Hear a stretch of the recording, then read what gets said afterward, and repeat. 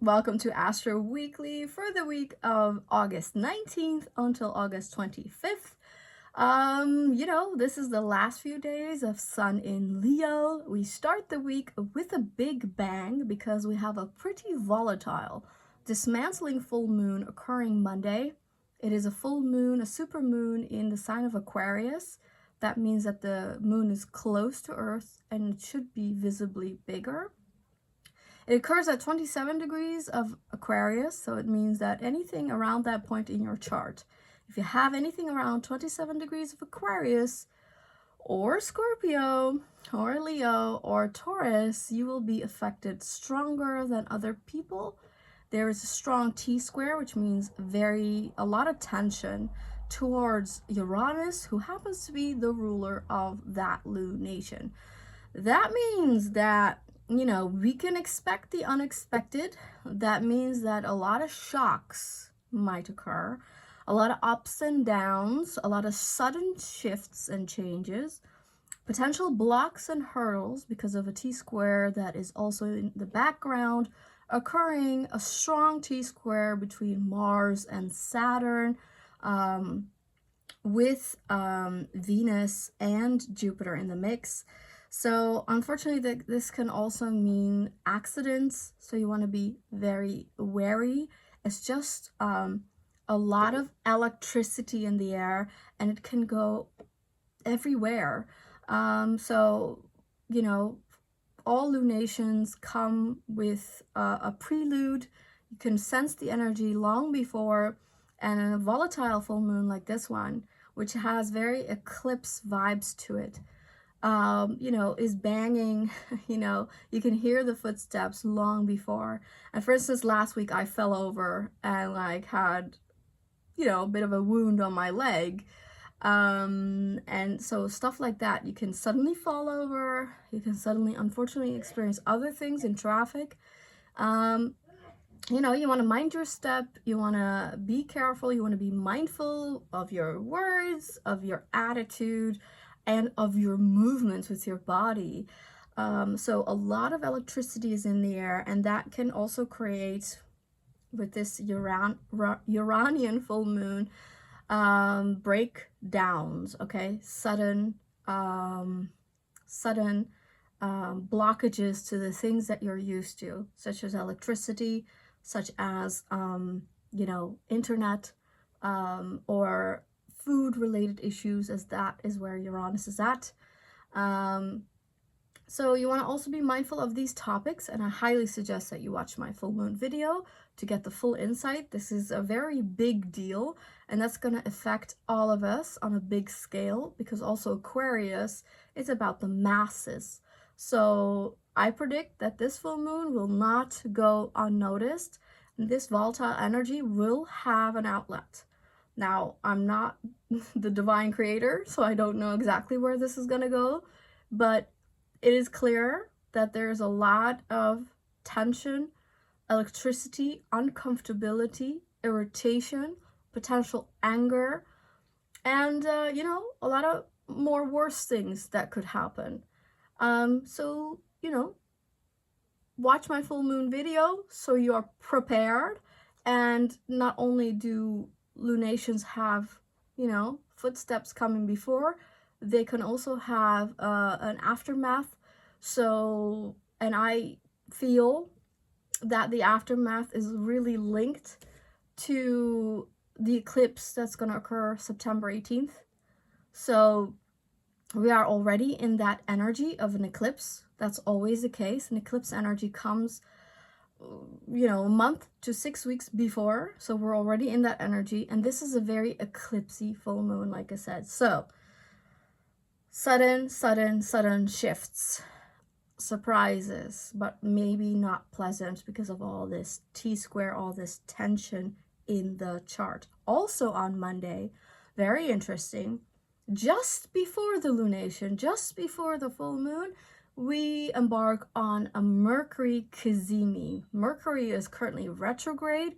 This also means that already we might experience a lot of difficulties with small electronic appliances, communication devices such as your telephone, but also perhaps iPad, laptop, but also think of apps, think of emails, think of texts, contracts, agreements, everything written. There is a lot of details that are lost when there's a Mercury retrograde. The focus is off, and there is already, as I said, a lot of issues with electricity, electronics, communication devices. So things might break down. So you want to save things twice, 3 times. You want to make sure before you push the delete button that it's the current thing, that it's the right thing that you're deleting, right? That kind of energy. On Monday, Mercury in Leo is meeting the sun. And think of it this way, like the sun is our biggest, brightest, object in the in our little what's called in our solar system. So Mercury is blasted with the sun's light, and light means essentially codes, information, upgrades, just like a computer, really. So it's receiving Mercury, the planet of communication, of information, excuse me, of words, of, as I said, contracts, agreements, is receiving a big blast of information, enlightening, understanding, awareness, information. So this is something that we weren't aware of, or was lost in translation, or we didn't get it, So now on Monday, just before this very volatile lunation, you're getting a boom, like a big file of information.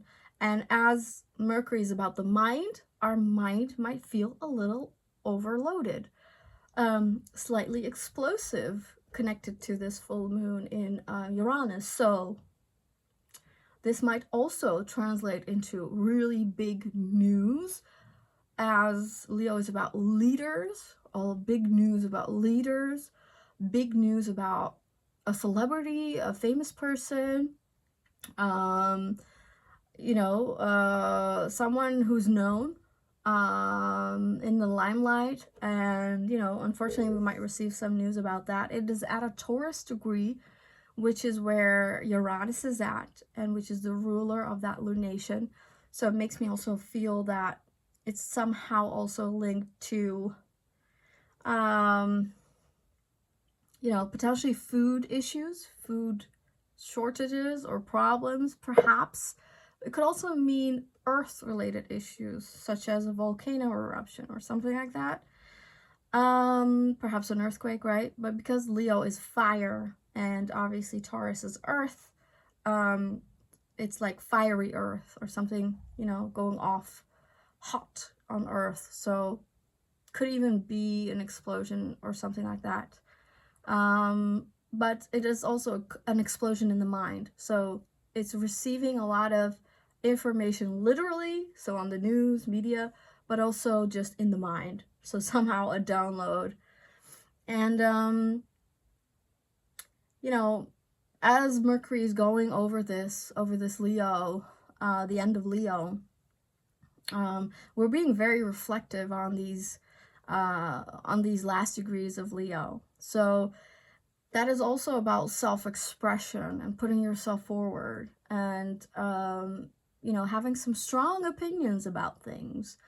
And maybe on Monday with this Cazimi, you'll get insights why you have such strong feelings about things, why you have the need to express, why this is the momentum to express. And it's going to continue a little bit on Thursday, but I'll get into that. Why don't I get into that now? So on Thursday, related to this Mercury retrograde, it is trining Chiron in Aries, both at 23 degrees. Chiron is also together very closely with Eris, an asteroid. She's all about not being scared of creating some chaos, stirring the status quo, causing conflict and issues, just to make your point. and to be noticed for that point that you want to make. And so this brings me to this trine. There is an increase in confidence, probably working very strongly from Monday to Thursday. So you might really feel that, like suddenly you feel stronger in yourself, who you are, your identity. Somehow your voice gets stronger and it's easier to express. And you know, the confidence really is building to speak up about something. And on Thursday, we also have the sun moving into Virgo. So the Virgo season starts. And happy Virgo people. And that's going to change the energy overall a lot, because Virgo is very different than Leo. So suddenly, you know, the school vibes are starting. You know, it's a back to school kind of vibe. It's, you know, packing your backpack, ordering your desk, you know, cleaning the closet, getting you, you know, a new outfit for the school day. So it's about reorganization, it's about cleanup, it's about efficiency, it's about improvement, it's about the details, health, you know, mind-body correlation. So although also a lot of health topics might come up from Thursday on, just in the sense that we are more interested, perhaps also in alternative medicine and stuff. And actually, interestingly, Chiron is that alternative medicine as well. So perhaps we're also receiving some information about that.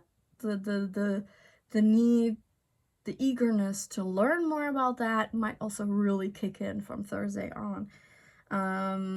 So what is also going on that same day, so Thursday is a big day, Monday is a huge day this week, Thursday is a big day, and then, you know, the rest of the days are a little bit quieter, but you have to understand that I give you dates of the exact connection of planets and stuff, but of course, you know, they're inching together a long time before, and the separation part is also playing in. So even though it's exact, like on a Thursday, or, you know, Monday's a big full moon, doesn't mean exactly that things are happening on that day. It means that before and after, usually definitely a week for most of the energies, but some energies last much longer. The effects will linger, okay, of both these subjects that I've been talking about. So on Thursday, there's that such thing that already plays at the full moon, but on Thursday, it is exactly square. So it means Venus, the planet of beauty, relationships, finances, is squaring with the masculine side, which is Mars in Gemini. So this is exactly occurring at 21 degrees. Venus is in Virgo, like the sun, and Mars is in Gemini, very close to Jupiter. So that just makes the Mars energy bigger. What is Mars about? Our motivations, our energy, our bodies, our fire, our drive, our need to take action upon something. So in Gemini, it means we're very interested in several subjects. We are very curious and eager to, you know, taste a few different things, try out things, and have multiple interests to pursue. But Venus in Virgo is much more serious. Literally, Gemini and Virgo, even though they're both ruled by Mercury, they are very different, I feel. One is very youthful, relaxed, fun-loving, that's Gemini. And then Virgo is serious, focused, you know, has an overview, wants to, is more calculative, you know, and because it wants it clean and ordered, it's just very, I guess they are both definitely mental energies, which is why they're Mercury ruled, but just very different ways of approaching. So I guess I already gave you the middle ground. So a way to overcome this stress that occurs on Thursday between the masculine side of yourself, which means doing outside, right? Versus Venus, intro, so receiving, going inside. That tension of receiving or putting out, giving and receiving basically, is overcome through their mutable ruler, giving us an insight that we can communicate about this. We can understand each other through words, through expression, or maybe even written word if there are too many emotions at play. And so we need to find a balance between going out, doing, versus, sitting still, having a moment, and receiving. Both are equally important, but, that's a balancing act, right? And in this square, unfortunately, there's also Saturn, who's retrograde in Pisces, kind of making it a T-square. So again, something that is already going on Monday in the full moon. And this is a bit of a, not only a tension between the feminine and masculine and giving and receiving, and like serious and scatteredness, focus and scatteredness. No, there's also that stop-go energy that Saturn brings here. So hurdles, obstacles, difficulties, and I feel it has the common ground is goals. There's new goal forming. As I said, it's the same day that the sun moves into Virgo. So we have the lists, we have the plans, we have the programs, right? This is a new year kind of vibe, right? September is around the corner, which is like the Virgo month to me, the back to school month, right? So it's a new school year, but for most of us, as we've been going to school for many, many years, it's that new year kind of vibe, right? And, just a little side note, in ancient times, a lot of the new year did start apparently in the Virgo season. So it's also the harvest season, right? With agriculture. So it means that we're ready to make some plans for the coming next year. What do you want to achieve? Virgo is an excellent energy to make the plans, and Saturn is motivating that, except saying that we need to put in more than just like I want to achieve this work, I want to achieve this money, this, but it's also like emotional fulfillment, the soul goal, the bigger perspective, bringing intuition into the information here. And this might also even look like conflicting information on Thursday. As I said, Saturn bringing in the tension of you having to listen to your inner self, your inner voice, your intuition. But Mars, our energy field, is scattered, is over there and over there, something that Saturn does not like, and Venus in Virgo doesn't like either. And so there's a lack of focus there, right, with Mars. And Mars is in Gemini, so, maybe not so aware of real information, you know what I mean? So taking in stuff that's being presented as information, as facts, but Saturn is saying there's more to this story. So anyway, tension on Thursday, as I said the other days, are, still having these energies, but on Sunday, something interesting to me, as I've been looking to 2024 for a long time before we even entered. What I saw was that two major planets are inching together in a sextile, two big outer planets, and that is Uranus and Neptune. And on Sunday, the 25th, for the first time, they are only in a 2-degree orb. So for the Astro Geeks, that means 62 degrees.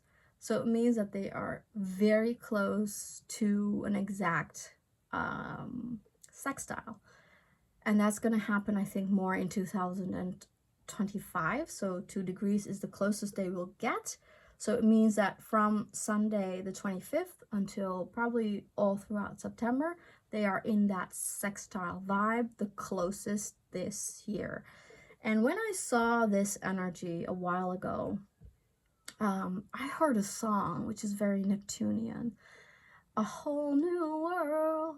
And so this ties back into the Monday full moon energy, you know, that huge Aquarius of changes and innovation and things have to go differently. You know, that's definitely the vibe of this full moon. Like, things have to go differently, and things have to break down to create a breakthrough, to create a new reality, to create new sort of fairness, so more equal opportunity for more people, you know, so like an equalizing energy. But as things are not equal in this world, that might go in a very dramatic way. You know, it might not go smoothly as all these T-squares in the lunation tell us, right? So this is a bit of a long video, but this is a very important key week. So on Sunday, as I said, as this Uranus is playing into that energy with Neptune, there is like, okay, there's all this dismantling and there's all this volatileness that is breaking up structures and the status quo, because all of that is not serving anymore. They are, just to make it very simple, they are evil. So it doesn't serve people anymore. It doesn't serve the greater good anymore. And that's why they have to dismantle and move away. But then if that happens, what's going to come next? So this Uranus sextile Neptune is like, well, what do we want to create and innovate then into our reality? So it's also a very manifestational energy, I feel, because it's a sextile. So they're working together. Neptune is imagination, is creativity. It's the higher expression of love, of divinity, of creation. It's dreamy. It's a dream state. It's you know, as I said, imagining this greater story for yourself and the world around you. The ideal place to live, basically. And how would that look like? And how can we step towards that? And using maybe that sun in Virgo, really, like, what could be the steps to get there? And, you know, just like Uranus ties into the Monday story of the full moon, the Neptune part ties into the eclipse side, occurring, you know, 1 month later, a lunar, meaning full moon, eclipse in Pisces, which is ruled by Neptune. So this is not a coincidence. Nothing is. And astrology is a testimony to how things are not a coincidence, how everything is divinely ordered, divinely planned.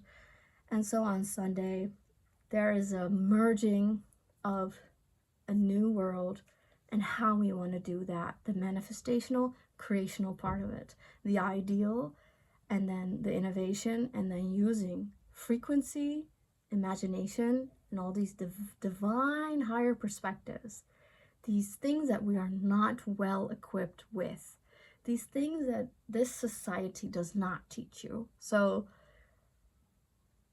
you know, this is not easy. That's why it's a sextile and not a trine.